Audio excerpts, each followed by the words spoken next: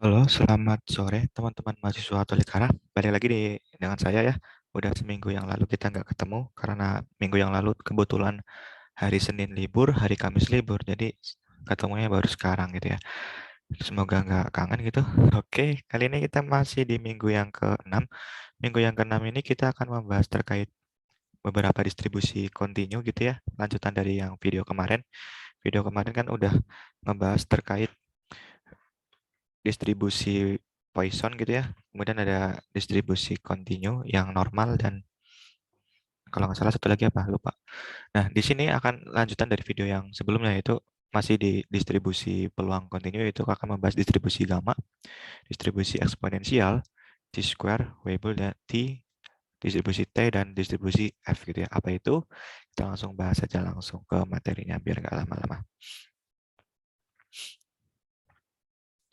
Oke, ini ada biasa ya, the truth of education are bitter, but the fruit is sweet. Belajar itu memang pahit, tapi lama-lama pasti akan manis gitu ya. Yang namanya belajar pasti nanti akhirnya akan manis. Oke, kita akan membahas distribusi gamma, eksponensial, chi-square, Weibull, T, dan F. Apa itu? Langsung saja. Capaian pembelajaran pada video kali ini adalah yang pertama, ketepatan memahami distribusi gamma. Yang kedua, ketepatan memahami distribusi eksponensial. Yang ketiga, diharapkan mahasiswa mampu memahami distribusi chi-square, Weibull, T, dan F. Gitu ya. Langsung saja ke materi. Oke, distribusi peluang kalian ingat ada dua, ada distribusi peluang diskrit dan ada distribusi peluang kontinu. Untuk mengingatkan kembali, kalau diskrit pasti yang bulat-bulat. Misalkan 1, 0, 1, 2, 3, dan seterusnya. Cirinya, ruang sampelnya. Kalau kontinu berarti yang koma-koma, 1,2, 3,2, dan lain-lain. Itu namanya nanti kontinu. Gitu ya. Nah, kemarin kita sudah membahas distribusi kontinu yang uniform, kemudian ada normal, kemudian yang video kemarin ada distribusi diskrit yang Poisson. Nah, untuk video kali ini kita akan membahas yang tentang distribusi kontinu saja, yaitu ada distribusi gamma, eksponensial, chi-square, Weibull, dan distribusi T dan distribusi F. Jadi semua sudah kita bahas di video yang kali ini untuk distribusi kontinu. Oke, langsung saja. Yang pertama adalah distribusi apa nih? Distribusi gamma dan eksponensial. Nah, di minggu sebelumnya kita sudah membahas tentang distribusi normal gitu ya. Distribusi normal itu yang udah kita bahas di minggu lalu kalau kalian nonton videonya. Dan distribusi normal itu banyak banget digunakan untuk memecahkan persoalan-persoalan dalam bidang rekayasa dan sains. Nah, sebenarnya distribusi normal udah banyak banget lah, sekitar 60% membahas distribusi normal cara penyelesaiannya. Namun masih banyak persoalan yang lain yang menggunakan fungsi padat peluang yang lain, yaitu antaranya ada distribusi gamma dan eksponensial. Jadi yang kontinu itu yang penting ada distribusi normal. Kalau menurut saya pribadi ya, ada distribusi gamma dan eksponensial itu yang sering keluar di persoalan-persoalan dunia nyata gitu ya. Nah, kalau distribusi gamma dan eksponensial memainkan peran penting dalam teori antrian dan reliabilitas. Kalau teori antrian misalkan di suatu bank nih, di bank, ini bank, kemudian ada yang namanya teller ya, ada teller, ada yang namanya pelanggan ya, ada namanya pelanggan atau nasabah, pelanggan atau nasabah. Nah, bagaimana kalau perusahaan itu kan pengen, kalau perusahaan bank itu kan pengen untungnya gede ya, semua perusahaan pasti pengen untungnya gede. Nah, untuk apa namanya mencari kesimpulan atau mencari keputusan tellernya berapa gitu ya agar memuaskan pelanggan itu bisa menggunakan distribusi gamma dan distribusi eksponensial. Misalkan kita dengan teori antrian kita bisa tahu jumlah pelanggan yang datang di jam berapa. Misalkan jumlah pelanggan yang datang itu paling banyak di jam 12. Nah, di jam 12 ini apa namanya? Keputusan yang tepat itu apa? Misalkan tellernya itu ditambah satu atau tellernya tetap itu aja untuk bisa 12 atau bagaimana, itu bisa menggunakan distribusi gamma dan distribusi si eksponensial. Itu bisa diselesaikan. Atau bisa juga menentukan waktu rata-rata yang dihasilkan seorang pelanggan gitu ya. Seorang pelanggan apa namanya ke CS tellernya itu berapa lama, itu bisa dengan distribusi gamma dan eksponensial ini seperti itu. Nah, distribusi eksponensial merupakan hal khusus dari distribusi gamma. Nah, nanti kita bahas. Sebenarnya eksponensial itu merupakan hal khusus dari distribusi gamma. Misalkan di sini bocoran aja, nanti kita bahas alfanya sama dengan 1. Nanti yang jelas intinya eksponensial itu berasal dari distribusi gamma ketika alfanya sama dengan 1. Nanti kita bahas di slide yang berikutnya.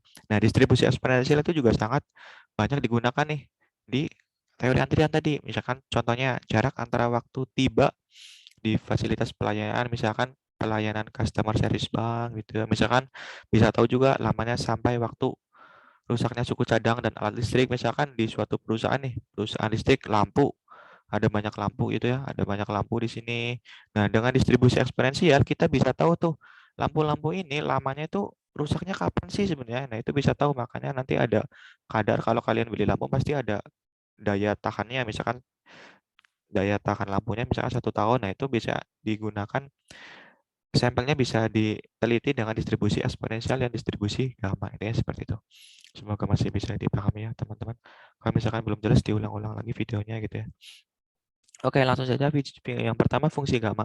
Nah, di sini fungsi gamma itu didefinisikan seperti ini, yaitu gamma alfa sama dengan integral x pangkat alfa min 1 dikali eksponensial pangkat min x terhadap dx integralnya dari 0 sampai tak hingga. Untuk alfanya lebih dari 0. Nah, tapi ketika alfanya itu merupakan bilangan bulat, bilangan asli itu adalah dari 1, 2, 3, 4, 5, 6, 7, 8, dan seterusnya. Itu nilai gamanya itu nggak perlu pakai integral, nggak apa-apa. Nah, itu perlu misalkan dengan ini, gamma n sama dengan n min 1 faktorial gitu ya. Misalkan alfanya sama dengan 2. Berarti untuk mencari gamanya, berarti gamma 2 sama dengan 2 dikurang 1 ya. Karena gamma kan rumusnya gamma n sama dengan n min 1. Nah, n-nya itu adalah sama dengan alfa. Alfa sama dengan n ini. Yang di sini nih. Alfa sama dengan n. Berarti gamma 2 adalah 2 min 1 faktorial.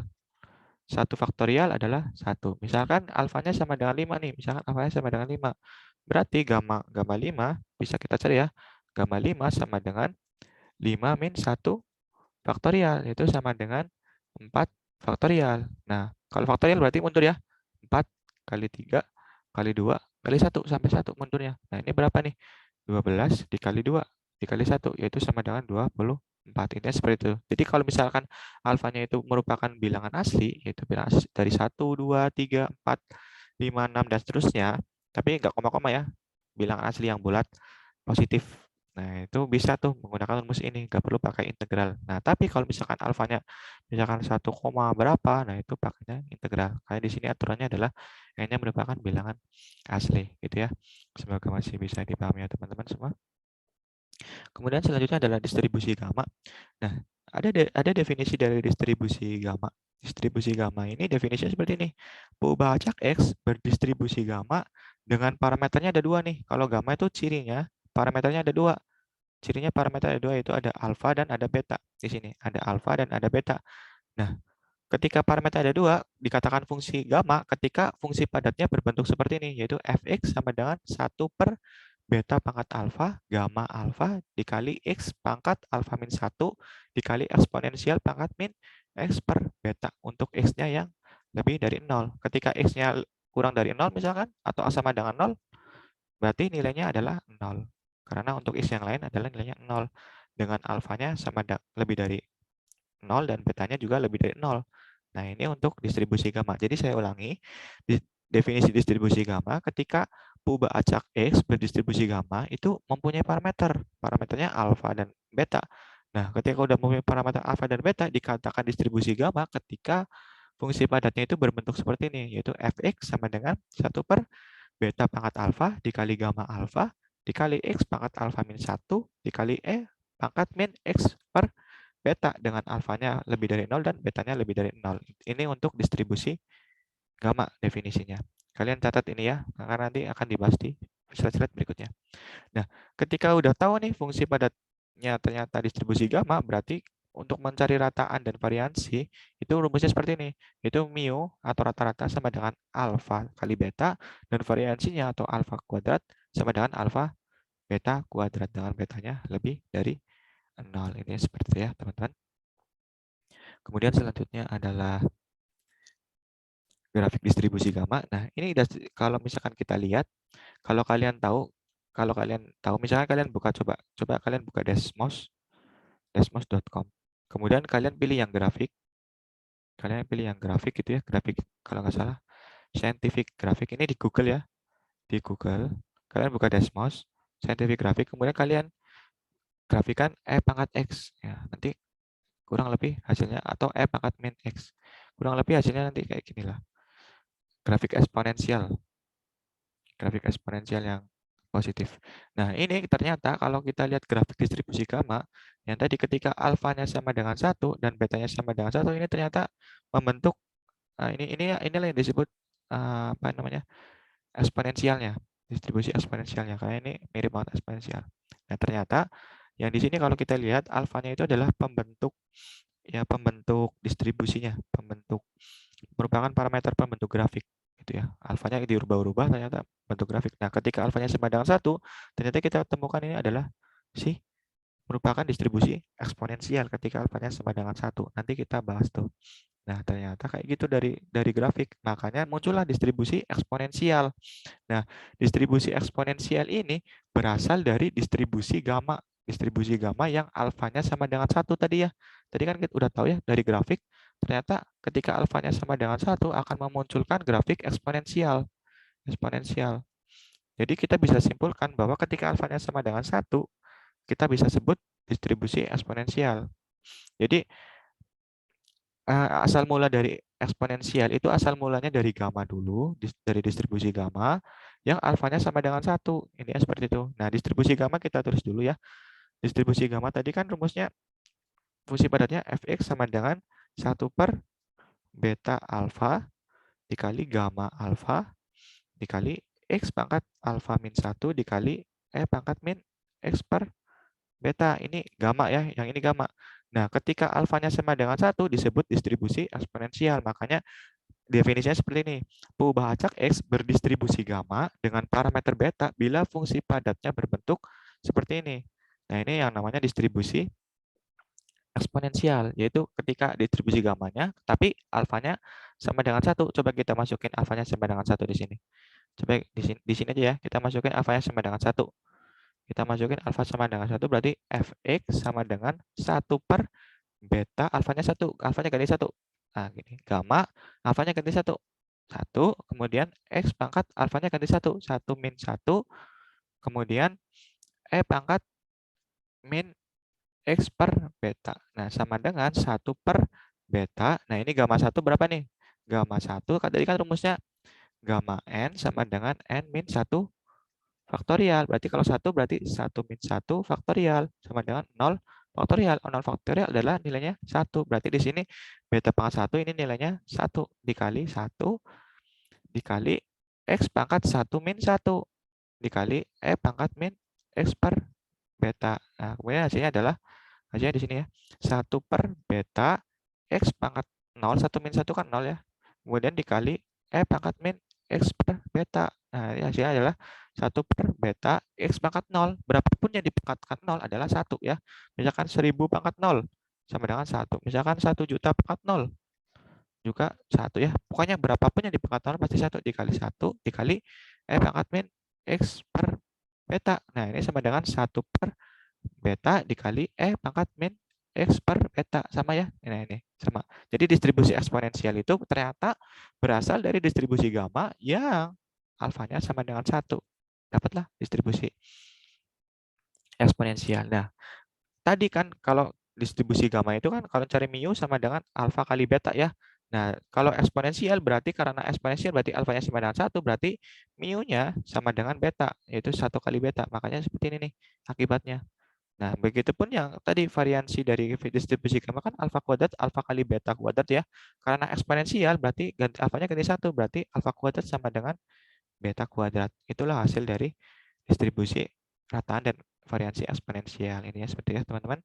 Kemudian selanjutnya adalah ada hubungan antara distribusi gamma dan distribusi Poisson. Nah, kalian ingat nih, yang kemarin belajar kan distribusi Poisson itu adalah distribusi yang untuk menghitung peluang ketika ada kejadian yang dalam selang waktu tertentu atau dalam region tertentu ya. Cirinya ketika ada selang waktu tertentu ya yaitu namanya distribusi Poisson cirinya. Ya, kayak tadi yang kalau kemarin kan kalau banyaknya telepon yang masuk dalam rentang waktu jam 2 sampai jam 3 gitu ya, yang kemarin. Nah, itu ciri-ciri distribusi Poisson adalah suatu kejadian yang memiliki rentang waktu tertentu. Nah, distribusi Poisson itu diturunkan sebagai distribusi berparameter tunggal kemarin ya. Parameternya lambda. Di sini lambda ditafsirkan rataan banyaknya kejadian per satuan waktu. Nah, rumusnya seperti ini kemarin ya. E pangkat min lambda T dikali lambda T X per X faktorial. Nah, kita udah punya ini kemarin ya. Nah, kemudian misalkan X itu waktu sampai kejadian Poisson pertama, maka peluang kejadian pertama melampaui X, X-nya waktu, sama dengan peluang tidak adanya kejadian Poisson yang muncul dalam waktu X. Nah, sehingga Px lebih dari X, X-nya waktu sama dengan E pangkat min lambda X. Nah, kita ingat ya, peluang itu pasti nilainya 0, berapa. Nilainya peluang itu adalah nilainya dari 0 sampai 1 ya. Nah, ketika kita udah tahu peluang Px lebih dari sama dengan X sama dengan E pangkat min lambda X, berarti ketika kita ingin mencari peluang fungsi distribusi dari P0 X di antara 0 sampai X, berarti tinggal dikurangin 1 dikurangi ini, dikurangi ini. Makanya hasilnya 1 min 1 min E pangkat min lambda X. Nah, kemudian ternyata jika fungsi ini diturunkan, ini kalian udah belajar turunan di SMA ya, misalkan turunan dari X, misalkan turunan dari X dx. Ini adalah X. Misalkan turunan dari X kuadrat dx. Berarti berapa? 2 pangkat X gitu ya. Kalian udah belajar ya. Kalau kalian bingung berarti kayak gini. Gini. Turunan itu rumusnya adalah X pangkat N. Ini dx pangkat N per dx. Nah, ini rumusnya. Misalkan X-nya misalkan Xn-nya misalkan berapa ya? Ini sama dengan adalah N X pangkat N min 1. Nah, ini rumus turunan. Kalian ingat-ingat, misalkan kita punya nih, misalkan di sini ya. Misalkan kita punya D pangkat X kuadrat dx. Nah, ini berarti turunannya adalah hasilnya pakai rumus ini. Duanya turun ya. Berarti 2 X pangkat 2 min 1. Berarti nanti turunannya adalah 2X. Nah, ternyata turunan ini kalau kita teliti, turunan dari D1 min E pangkat min lambda X per dx itu adalah hasilnya, kita hapus dulu lah ya biar enak. Ini catat dulu, kemudian ikutin saya di sini. Turunan dari D pangkat 1 min E pangkat min lambda X dx itu kan sama dengan D pangkat 1 per dx min atau plus D pangkat min E pangkat min lambda X per dx. Nah, turunan dari 1, pokoknya turunan dari konstanta, misalkan turunan dari 2, itu nanti 0. Turun, pokoknya 1, 2, 1 dx itu juga 0. Pokoknya kalau konstanta 0 gitu ya. Kalau misalkan 2x dx berarti x-nya hilang. 2 hasilnya. Kalau kayak gini berarti 0, 0 ditambah turunan dari ini adalah ini min lambda E pangkat min lambda X. Nanti hasilnya adalah E pangkat min lambda X. Nah, lambda E pangkat min lambda X. Nah, makanya sama nih. Nah, ternyata ketika fungsi ini diturunkan, ini kalau bingung ini nanti kita bahas hari Senin ya. Karena ini mungkin untuk tolikara agak bingung, tapi kalau kalian udah jago, ya nggak apa-apa. Kalau misalkan bingung, diulang-ulang lagi videonya. Jadi untuk turunan dari ini kayak gini, turunan dari ini ternyata hasilnya adalah ini, fungsi X sama dengan lambda E pangkat min lambda X, yang ternyata merupakan fungsi distribusi eksponensial ketika lambdanya itu sama dengan 1 per beta. Nah, itulah hubungan antara Poisson dan gamma dan eksponensial. Oh, ternyata bisa ada hubungannya tuh ketika udah kejadian seperti ini diturunkan. Oh, ternyata merupakan distribusi eksponensial. Dan distribusi eksponensial juga merupakan distribusi gamma ya, yang alfanya juga sama dengan 1. Jadi semuanya ada hubungannya. Nah, hubungannya ada seperti ini hubungannya. Mungkin seperti itu ya, semoga masih bisa dipahami. Kemudian selanjutnya adalah penerapan distribusi eksponensial dan gamma. Ini adalah salah satu contoh gitu ya. Contoh dari soal penerapan distribusi eksponensial dan gamma. Misalkan di sini, misalkan suatu sistem itu mengandung sejenis komponen yang daya tahannya dalam tahun dinyatakan dalam Puba Acakta ya, yang berdistribusi eksponensial. Udah dikasih tahu nih distribusinya adalah distribusi eksponensial dengan parameter waktu rataan sampai gagal. Nah, betanya juga udah diketahui nih, betanya adalah 5. Jadi kita tahu betanya sama dengan 5. Kemudian bila sebanyak 5 komponen berarti N ya. N sama dengan 5. Kemudian bila sebanyak 5 komponen tersebut dalam sistem yang berlainan, berapakah peluang bahwa paling sedikit nih, ada paling sedikit 2. Nah, kalian ingat nih, ini adalah distribusi binomial. Ada paling sedikit 2, berarti ini X gitu ya. X-nya sama dengan 2 gitu ya. Nah, akan berfungsi pada akhir tahun ke-8. Akan berfungsi pada akhir tahun ke-8. Nah, kita tahu nih, ini adalah soal distribusi eksponensial yang ternyata di dalamnya ada distribusi binomial. Tapi kita selesaikan dulu yang distribusi eksponensial tadi pada akhir tahun ke-8. Pada akhir tahun ke-8 berarti yang ditanya adalah X lebih dari 8.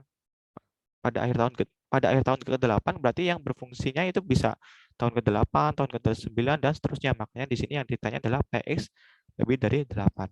Nah, untuk menghitung ini kita karena ini fungsi distribusi eksponensial, kalian ingat rumus dari distribusi eksponensial, ingat lagi yaitu fx sama dengan 1 per beta E pangkat min X per beta gitu ya. Nah, tapi ketika kita disuruh mencari P-nya, Px lebih dari 8, berarti kita diintegralkan. Integral dari ini, Fx-nya. Yaitu misalkan langsung aja ya, integral dari 1 per beta. Kita tulis dulu ya, 1 per beta, E pangkat min X per beta. Nah, ini kita tulis nih, betanya berapa? Betanya tadi kan 5 ya. 1 per 5 dari E pangkat berapa nih? E pangkat min T ya. X-nya adalah T, X-nya karena ini T besar berarti dikasih T kecil. Kalian tulis T, tulis X juga nggak apa-apa. T juga nggak apa-apa. Per 5, betanya 5. Dari mana? DT ya. Dari 8 ya. Dari 8 sampai tak hingga. Ini kan 8, dari 8 sampai tak hingga. Nah, ini kalian cari tahu nih sendiri nih. Nah, ini gimana nih cara nyari integral kayak gini? Cara nyarinya kalian ingat lagi tuh materi integral di SMA. Ini kan dt nih, ini dt yang ada t-nya, yang ada t-nya kita misalkan u-nya, misalkan yang ada t-nya kan ini kan ya. Yang ada t-nya ini berarti ini kita misalkan misal u sama dengan min t per 5, kemudian apa ya? du sama dengan turunan dari ini diturunkan terhadap diturunkan D, ini diturunkan terhadap D, ini juga diturunkan terhadap D, berarti ini diturunkan berarti min 1 per 5 dt, kemudian ini dipindah ruas ya, jadi min 5 du per dt. Nah, dt-nya adalah diganti ini, dt-nya diganti ini, berarti nanti hasilnya adalah sama dengan 1 per 5-nya keluar, 1 per 5 di integral dari, tadi kan min 5 ya, dt-nya diganti ini, dt-nya diganti ini. Pangkat min T per 5 kan U tadi. U dikali DU. Ya, nanti sama dengan 1 per 5 dikali min 5. Integral dari 8 sampai tak hingga pangkat U DU. Nah, kalian ingat nih integral DU adalah pangkat U. Pokoknya integral, misalkan integral pangkat X dx juga akan sama dengan pangkat X. Berarti ini akan sama dengan ditulis di sini ya. 1 per 5 kali min 5 adalah min 1 ya. Min 1 dikali integral pangkat U adalah pangkat U ya. Pangkat U dari 8, dari 8 sampai tak hingga. Nah, ini kalian hitung sendiri nih, hitung. Ketika dimasukin tak hingga, pangkat tak hingga berarti 0 ya. Pangkat tak hingga. Oh, U-nya kan tadi min T per 5, ini dirubah dulu. Min pangkat T per 5. T per 5, kemudian dari 8, dari 8 sampai tak hingga. Nah, tak hingganya masukin T, yaitu min pangkat tak hingga per 5, kemudian min pangkat 8 per 5. Nah, ini nanti hasilnya adalah pangkat tak hingga per 5 adalah 0, min kan plus pangkat 8 per 5. Ini hasilnya sekitar, ini pakai kalkulator ya, pakai kalkulator pangkat 8 per 5 itu pakai kalkulator sekitar 0,2. Nah, 0,2. Nah, kalian bisa nih udah ketemu Px lebih dari 8. Apakah udah selesai? Belum ya. Karena yang dicari adalah peluang bahwa paling sedikit 2. Nah, ini kan menggunakan binomial. Kalian ingat lagi binomial? Kalian, sorry, hapus dulu. Kok nggak bisa dihapus ya? Bentar. Nah, kalian mau untuk menghitung 0,2 ada cara lain tuh. Ada cara lain karena kita tadi yang namanya apa namanya? Eksponensial gitu ya. Ada eksponensial, kalian bisa menggunakan cara lain gitu ya. Menggunakan fungsi padat peluangnya. Tadi misalkan P T lebih dari 8 itu kan pangkat min T per beta. Nah, ini bisa langsung dimasukin pangkat min T-nya adalah 8 per 5. Nah, ini langsung ketemu nih. Sama aja sama yang kayak gini kayak yang tadi. Ini seperti itu. Sorry ini U-nya negatif ya. Tadi salah. U-nya negatif, U-nya negatif. Kayak ini dicatat lagi nih ya. Nah, ini udah ketemu nih PX lebih dari 8, tapi yang dicari yang ditanya adalah peluang bahwa paling sedikit 2. Nah, ini binomial. Berarti kita bentar ya. Kita hapus dulu. Gimana cara hapusnya ya? Nggak bisa dihapus ini. Oke, kalau nggak bisa dihapus, berarti kita tulis di sini aja lah di atas ya. Nah, paling sedikit 2 nih. Berarti kita menggunakan distribusi paling sedikit 2. PX lebih dari 2 itu sama dengan, oke bentar. Saya pindah dulu ke sini. PX lebih dari 2 itu kan sama dengan yang binomial. Ingat binomial di video sebelumnya. Binomial dari X, N-nya berapa? N-nya 5, peluangnya tadi 0,2 ya. 0,2 dari X-nya sama dengan 2 sampai 5. Sampai 5. Nah, ini kita bisa tahu ya. Kalian kan udah ingat ya, misalkan ini kan dari 0 sampai 5, ini 0 sampai 5. Nah, ini 2 kan di sini ya. Misalkan ini 1, 2, 3, 4, 5. Misalkan kan ini dari sini ya. Dari sini. Nah, untuk menghitung ini berarti bisa nih 1 min yang ini saja, 1 min ini. Berarti 1 min sigma dari ini, kalau belum tahu ini berarti kalian belum lihat video sebelumnya. Kalian lihat video sebelumnya biar tahu ya. 1 min binomial dari X 5,0,2 dari X sama dengan 0 sampai 1. Nah, ini nanti hasilnya adalah sekitar 1 min. Ini pakai tabel ya. Ini pakai tabel, dilihat pakai tabel. Pakai tabel binomial, nanti hasilnya sekitar 1 min 0,7373. Ini sama dengan sekitar 0,2627. Nah, ini hasilnya seperti itu. Ini ya seperti itu ya. Semoga masih bisa dipahami ya teman-teman semua. Oke, kita lanjut ke slide berikutnya. Oke, ini adalah contoh lain yaitu misalkan perubahan acak X itu berdistribusi gamma dengan alfanya sama dengan 2 dan betanya sama dengan 1. Nah, ini gimana nih? Disuruh cari, hitunglah P peluang dari X ketika di antara 1,8 sampai 2,4. Nah, ketika ada PP, karena continue ya, berarti pakai yang namanya integral, yaitu nanti P 1,8 kurang dari X kurang dari 2,4, ini nanti hasilnya adalah integral dari, ya karena distribusi gamma, ingat ya distribusi gamma itu adalah fungsi padat peluang kita tulis di sini, Fx sama dengan 1 per beta kuadrat gamma alfa, beta alfa, ini beta alfa, gamma alfa kali S pangkat alfa min 1 dikali pangkat min X per beta. Nah, di sini kan udah diketahui alfanya sama dengan 2 dan betanya sama dengan 1. Berarti Fx-nya adalah, yang kita punya di soal ini adalah Fx-nya adalah 1 per betanya 1 ya. 1 pangkat 2 dikali gamma 2 dikali X pangkat alfanya adalah 2 min 1 dikali pangkat min X per betanya 1. Nah, ini hasilnya adalah gamma 2 adalah 2 min 1 faktorial. Sama dengan 1 faktorial adalah 1 sama dengan 1. Berarti ini hasilnya adalah Fx-nya yang kita punya adalah Fx 1 per 1 kali 1 dikali X pangkat 1 dikali pangkat min X. Nah, ini yang akan kita integralkan di sini. Integralkan di sini. Ini berarti tulis lagi ya. Berarti 1 per 1 kali 1 kali X kali pangkat min X dx dari mana? Dari 1,8 sampai 2,4. Nah, ini hasilnya adalah integral dari X pangkat min X dx dari 1,8 sampai 2,4.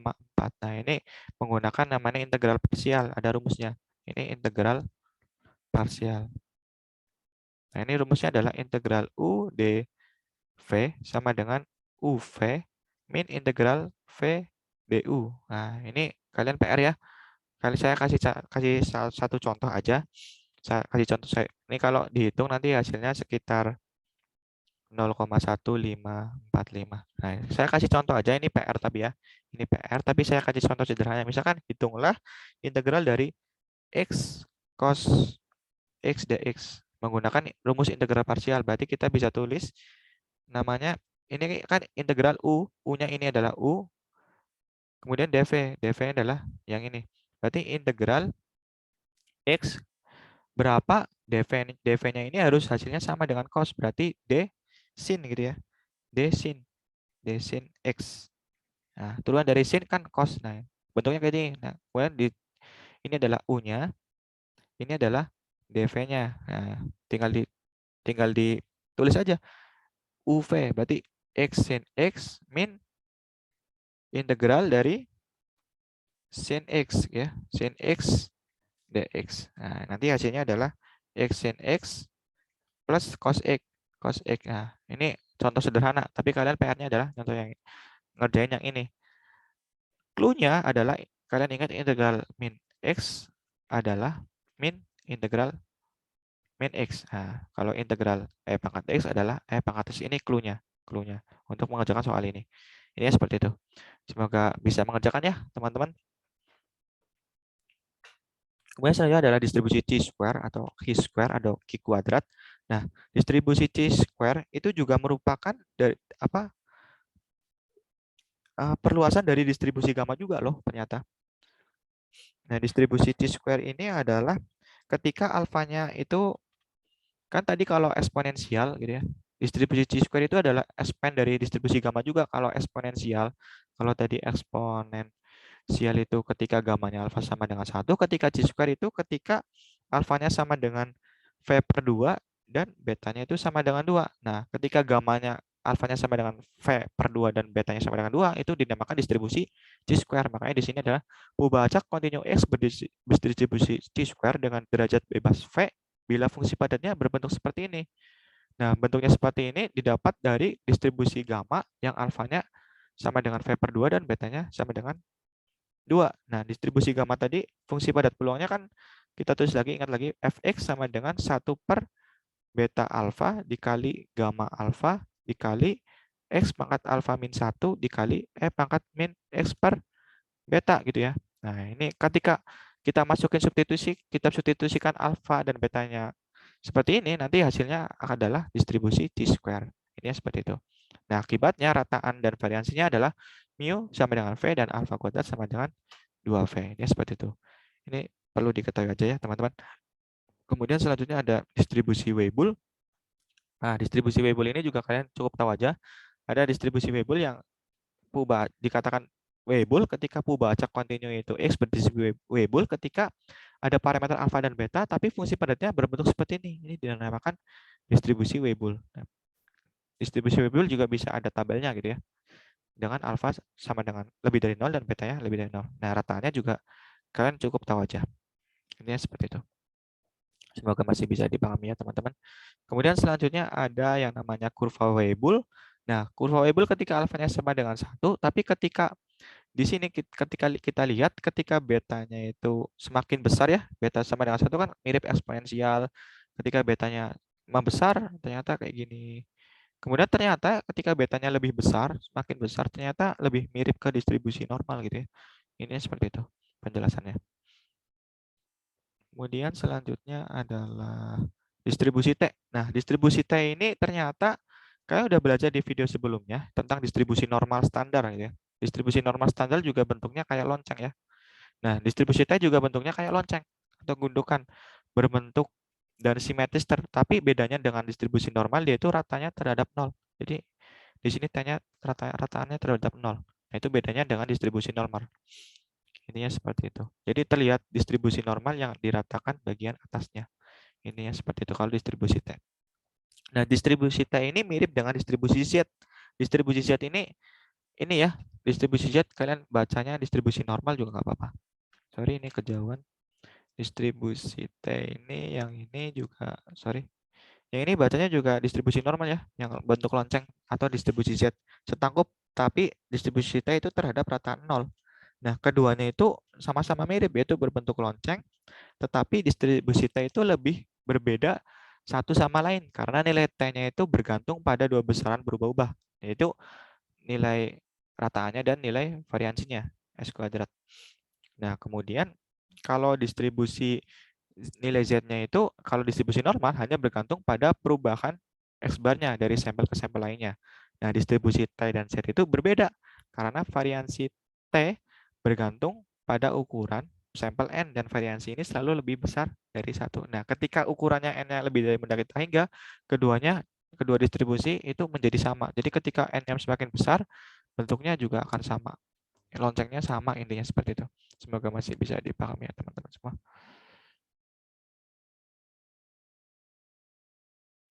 Kemudian selanjutnya ini adalah grafik dari distribusi T. Nah, kalau kita lihat ketika semakin besar derajat bebasnya, yaitu semakin mirip dengan normal baku nih. Kalau yang bawah ini derajat bebasnya 2, kalau yang tengah ini derajat bebasnya 10, kalau yang semakin besar ternyata semakin mirip dengan si distribusi distribusi normal gitu ya. Ini seperti itu penjelasannya.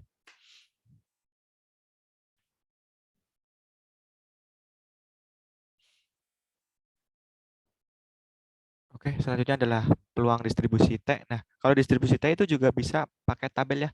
Kalau distribusi normal kan dari kiri ya, tapi kalau T itu dari kanan gambarnya. Ini ya. Tapi langsung lihat tabel aja kalau kalian mahasiswa Tolikara bingung, kalau lihat tabel di buku Wellpol kalau nggak salah ya namanya ya. Di bagian akhir itu ada distribusi T. Nah, ketika kalian disuruh T 0,5, T dengan alfanya 0,05 dengan derajat bebasnya 10, itu bisa cari dengan ini derajat bebasnya 10 ya. 10 di sini, itu derajat bebas, kemudian di sini 0,05. Nah, hasilnya adalah 1,812. Ini seperti itu. Nah, kalian juga bisa menggunakan Excel dengan rumusnya kayak gini. TINF, nah ini adalah alfanya, ini adalah derajat bebasnya. Tapi alfa di sini harus dikali 2. Misalkan tadi kan 0,05 ya, 0,05. Itu harus dikali 2 kalau di Excel. 0,05 dikali 2. Nah, nanti hasilnya adalah 0,1. Nah, itu sama aja menghitung dari distribusi T dengan alfanya 0,5, 0,05 dengan derajat bebasnya 10. Nah, hasilnya adalah sama. Karena kalau di Excel itu karena tadi ya T itu membagi 2 sama panjang. Jadi kalau di Excel itu ini seperti itu harus dikali 2. Ini seperti itu. Semoga masih bisa dipahami ya. Kemudian selanjutnya adalah ini latihan. Jadi kalian coba kerjain ini latihan ya. Kalian nomor 1 gimana, 2 gimana, 3 gimana, 4 gimana, 5 gimana, latihan. Kalau ini kan berarti gampang ya. V-nya misalnya V di sini 14, kemudian alfanya di sini cari yang 0,025. Nah, nanti ketemu tuh. Ketemu nilai di sini. Nah, kalau yang ini kalau negatif berarti berarti sama V-nya 10, ini 10. Kemudian alfanya adalah 0,01. Nah, cari tuh di mana di sini. Ini kan hasilnya positif, kemudian dikasih negatif aja. Ini seperti itu. Nah, kemudian yang ini gimana tuh? Yang ini gimana? Nah, yang ini ada tricky. Yaitu ini adalah 1 min P T kurang dari 2,365. Dicari triknya gimana? Derajat bebasnya adalah 7, V-nya ya, V-nya 7. Kemudian cari nilai 2,365 di sini. Cari di sini 2,365. Kemudian dapatlah nilai alfanya. Nilai alfanya berapa? Nah, kemudian hasilnya adalah 1 min hasil ini, satu hasil ini. Titik-titik ini. Ini seperti itu. Nah, kalau yang ini gimana? Kalau ini lebih dari ya, T kan lebih dari kan tadi ya. Berarti gampang nih kalau ini. V-nya ini cari yang 24, kemudian di sini cari yang 1,318. Kemudian ketemulah alfanya berapa. Ini seperti itu cara carinya. Semoga masih bisa dipahami ya, teman-teman semua. Kemudian selanjutnya adalah distribusi F. Nah, distribusi F itu sebarannya seperti ini. Rumusnya rumit, tapi nggak usah dihafalin. Kalau pengen tahu, kalian tinggal melihat tabel aja. Itu tabelnya tinggal melihat pembilang dan penyebutnya. Ini ya seperti itu. Derajat kebebasan. Ini ya seperti itu. Nah, cara lihatnya gimana? Cara lihatnya adalah kalau distribusi F itu ada dua ya, ketika alfanya 0,1, 0,05 dan 0,01. Jadi di sini harus diperhatikan yaitu 0,05 ini ya seperti itu. Yang ini adalah apa namanya? Penyebutnya, yang ini adalah pembilangnya, derajat bebasnya. Derajat bebas. Nah, kalau bingung kayak gini caranya. Nah, di sini bagaimana cara mencari F, distribusi F dari 0, alfanya 0,5, derajat bebas yang pertama 3, dan derajat bebas yang kedua adalah 7. Ini, bentar, saya kasih pen dulu. Nggak kelihatan saya di sini. Di sini alfanya 0,5, derajat bebasnya ini V1, dan ini adalah V2. Ah, tinggal cari nih 0,05. Ingat 0,05. Nah, kemudian V1-nya berapa? V1-nya adalah 3, kemudian V2-nya adalah 7 di sini. Nah, nanti hasilnya adalah 4,35. Ini ya seperti itu. Semoga masih bisa dipahami ya teman-teman semua. Kemudian selanjutnya adalah ini contoh. Contoh di sini adalah, bentar, pennya mana ya? Ini bisa ya. Ketika derajat bebasnya 6 dan 10, berarti ini V1-nya dan ini V2-nya. Nah, nanti ketemu tuh V1. Coba kita lihat lagi V6 dan 10. Kita ke slide sebelumnya 6 dan 10. Di sini 6 dan 10. Sorry, ini 6, 6-nya V1 ya. 10. Berarti nanti sekitar hasilnya 3,22. Apakah benar? Sekitar 3, nah benar ya, sekitar 3,22. Nah, kemudian bagaimana nih? Tadi kan ini ketika 0,05. Nah, ketika 0,9 berarti tinggal dibalik aja. Dibalik aja. Berarti dibalik nih 1 per, kalau misalkan 0,095 kan ditambah 0,05 kan jadi 100. Nah, ketika dicari 0,095 berarti dibalik 1 per F 0,05, ini juga dibalik, kebebasannya dibalik. Yang ini tadinya V1, ini misalkan V2, kalau di sini jadi yang ini jadi V1, yang ini jadi V2. Nah, dicari tuh nilai ininya. Tadi 10,106. Kita lihat ke slide berikut sebelumnya. 10,6. Berarti di sini ada 10 di sini, kemudian ada 6 di sini. Thread. Nanti hasilnya berapa gitu nanti ya. Hasilnya nanti sekitar di sini 0,4,06, kemudian hasilnya adalah 1 per 4,06 adalah 0,246. Ini seperti itu. Nah, ini latihan PR juga ketika kalian meringkas. Ini seperti itu.